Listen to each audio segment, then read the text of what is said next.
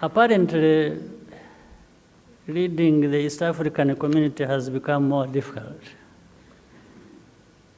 Fewer countries, being the chair of the community in this year past, fewer countries, but more difficult than leading the whole continent of so many countries. Well, but leadership, whether it is of one country or even I find a lot of problems leading my own country, and it is just one country, so leading a community is assumed to be more difficult. When in the continent, even for there we are told to serve, has its own challenges. On the East African community side, and as we will be happily handing over to another chair, looking back, the East African community has really made good progress over the years. The East Africans generally work together, and the East African Community Secretariat has served us well. Freedom of movement, of goods, of different things, gone well. Then I'm sure you are aware of the challenge we had in our country with, I would say, our neighbor, but let me say neighbors, but particularly the neighbor to our north, which is Uganda. But I think we are making progress as well, and we want to continue to make good progress. But there's always going to be work to do. You know, people talk a lot about integration. Integration means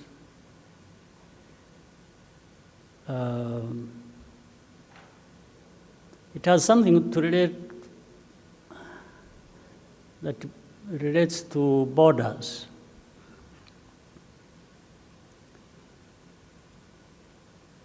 So currently we have some difficulties along our border. But looking at it, you would assume it is just the border. No, there is what causes the difficulties at the border. And I think those ones need to be paid more attention. How did we come to the point where we have difficulties at the border? It's because of something else. So we have to address something else. By that, we will be addressing difficulties at the border.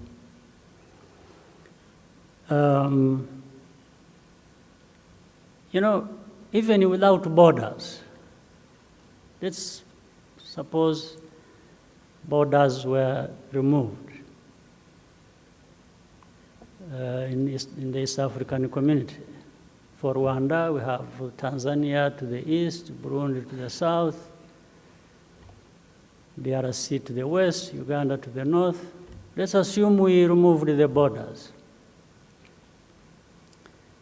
By the way, even without borders, you still have neighbors. You know why? Because even within borders, let's say if you talk about Rwanda, within, we still have neighbors. I have a neighbor where you live 1 hour away from here by road. I have a neighbor. If you removed the border, the person who was on this side of the border becomes the neighbor of the other one who was on the other side of the border, isn't it? And then that one becomes a neighbor of another, then of another. So everybody, communities will always have neighbors. Why am I saying this? Even minus borders. For my family, my home, we have neighbors around. Depending on how I treat my neighbor or how the other neighbor treats me, we can either have freedom of movement, of relationship, and so on and so forth. But if my neighbor tells me, says, if I find you in my home compound, I will do something to you. What that results into is you are now creating a border, a line between your home and mine, isn't it? By just that statement, that if I'm moving around and I'm loitering and I find myself in your compound and you're saying, oh, this is a no-go area, you neighbor of mine, don't step here. Stay in your place, and that means you will stay in your place. So you've already created a border between these families. So this is what has happened between Rwanda and Uganda in the recent days. We have had hundreds of Rwandans arrested in Uganda, and we have raised this matter with the Ugandan authorities. We say we have families of hundreds of people arrested in Uganda coming to us, appealing to us to say, why don't you ask Uganda to release our people? And raising that matter with Uganda, we did several times. Different layers of our administration, myself, I traveled, I went to, I said, the families of these people in prison are asking me what I'm doing to have their people released and brought back home. These are people who would have traveled there for business, to visit their relatives, to all kinds of things. Actually, others, students studying there. So nothing happened. In fact, what resulted into the so-called closure of the border, but it is not really closed as such, because I'll tell you the facts as they are, you'll make your own conclusion. But because of that, we had to tell Rwandans that, you see, you have come to us, you've told us your relatives, your friends, everybody have been arrested in Uganda. I have traveled to Uganda and raised this matter. I've met the authorities of Uganda in different places and raised this matter. But there is no progress. So I said, now, the only thing I can do now is to advise you not to go to Uganda, those who have not been arrested yet. Just stop going there, because if you go there, I have no control. They'll arrest you. And if they arrest you, then your families come to me and say, you know, our people have been arrested. I said, there's nothing I can do about it. The only thing I can do is to advise you, don't travel there, period. But we did not stop Ugandans to come here. They have actually been coming. And the main border that has been sort of closed is the main one, Gatuna. but Kagitumba is still being used, and Chanika and other places. Now, recently, something that I would call progress happened. When we went to Angola, facilitated by the President of Angola, President of DRC, we had a discussion, the four heads of state. We said whatever we wanted to say. And we agreed later on that we are going to do something about it. So recently, the progress is that some of the people that have been held in prison for months, for years, were arrested, were released. Particularly, I think 7 or 8 of them. How many? 9. Well, unfortunately, when I say 9, you count 20, and then you find there are remaining only 18 because 2 have died. Because some of them have been dying as they arrive back home. And when they do post-mortem, they find it is because they have been tortured very badly. In fact, we have, of the 9 you're talking about, a number of them are with the hospitals. They are very sick. The Minister of Health knows that, and they are being looked after. And there are clear marks of torture, and some of them. So we get information. Others who are still there, a couple of them have died before, and we are being told there are others who will be released, and so on and so forth.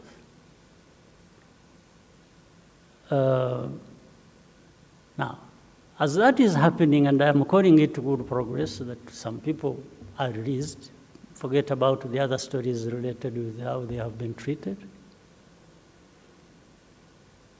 Then the other side says, okay, you see, we have shown a good gesture. And we say, thank you. Then say, oh, you must also do something. Then you say, what? They say something that tells Rwandans now to start traveling to Uganda. And I asked one of the officials who had come to see me and was telling me that. I said, okay, I can easily say that. I can easily make a statement, go out there and say, oh, no, Rwanda is now okay because they've released the 9 people. Everything is okay, start going to Uganda. And I told this official, I said, suppose I actually do that. And the next day and another day and another day, more Rwandans are arrested, and those who are still in custody are not released. Are you suggesting then I would go back to tell these Rwandans that, you know what, I was deceived. Please, again, stop going to, because that does not work. So I told them, I said, look, simply do us a favor. Just stop arresting Rwandans, because most of those you have arrested have no case at all. If they have a case, they haven't even been put to the courts for months and for years. You see, what kind of situation is this? Now, if you stop that, one. Second, if you really stop associating with these groups that are, and you've been giving support to destabilize our country, automatically the borders would be open. It's automatic. It's just a direct consequence, result of the other. So I said, the matter is simple. It is not a question of saying, do that, and I will do that, do that, and I will do that. No.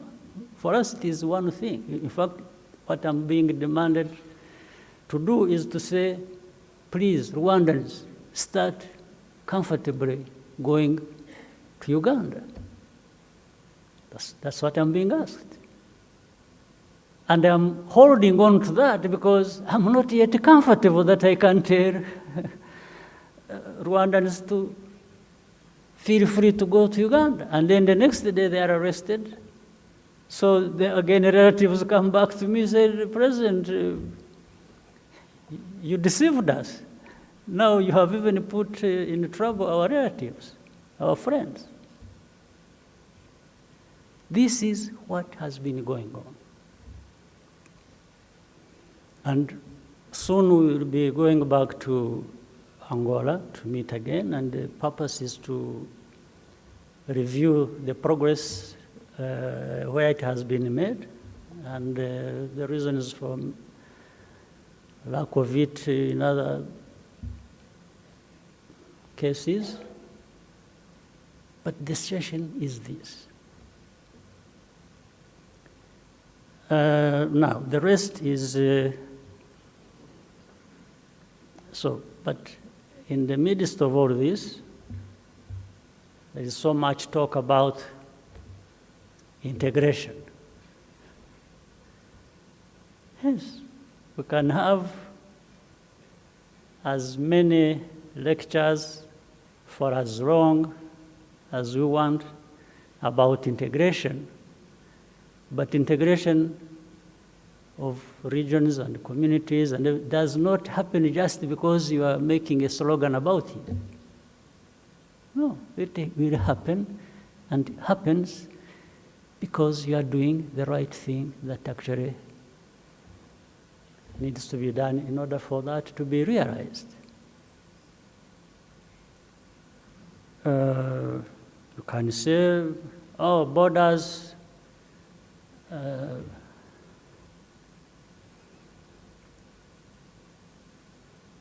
people are closing the borders because they are there. In other words, they shouldn't be there. I agree. I completely agree with that statement. We shouldn't even have had borders, but for how many decades have we had them now? To remove them, you must do something. You must encourage good neighborliness. You must treat your neighbor as you want them to treat you. You can't just hunt down people from the neighboring country so badly, and then you go back and say, no, these borders, these border issues are rubbish, or they are nonsense. No, what is more nonsense is what you do to your neighbor that actually creates that barrier. This is why I was saying, even if it is not a country neighboring another country, it will be a family homestead neighboring another family homestead. Depending on how these families relate, there will either be a barrier, a border between one family and another, or there will be good cooperation and good exchange, and things will happen the way they should happen. We want them to happen. It doesn't matter whether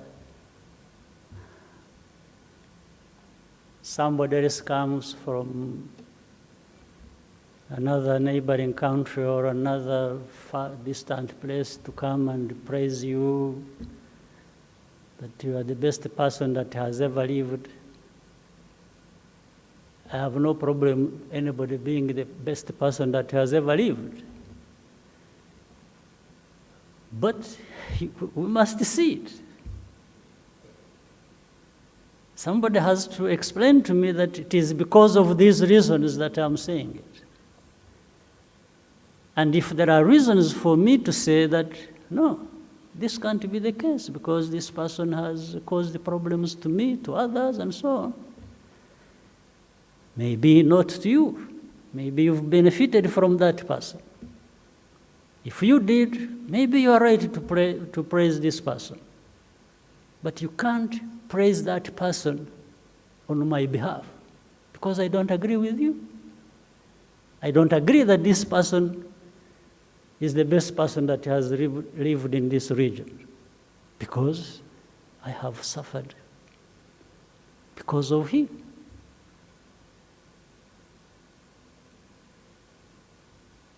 Back in the past, I was also telling people that here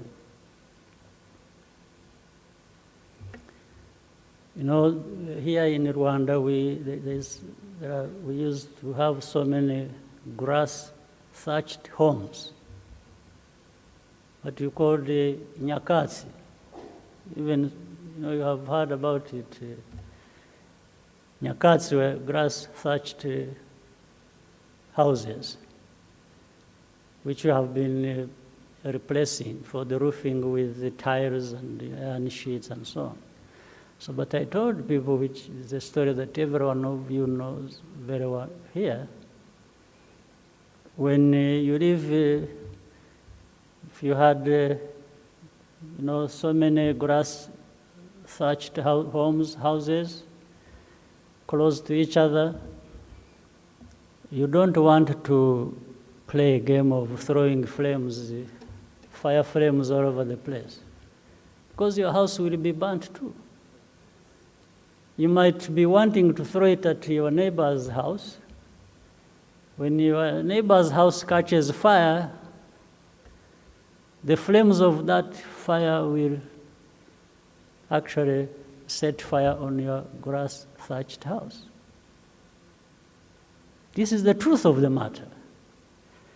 That's why cooperation is the best, is the most important thing you can have. Not somebody who would be praised for being the best person that has ever lived, but plays games of setting fire to other people's houses. And when I talked of learning from experience, we have learned from experience. We know how bad it is to burn people's houses or to hurt people. We know how much it costs. So for us, we don't play those games of setting fire to other people's homes. But we invest ourselves and everything we have in trying to make sure that our homes, our houses are well protected. They don't catch fire easily. And make sure that whoever wants to set fire on our houses will do it at a very huge cost to himself.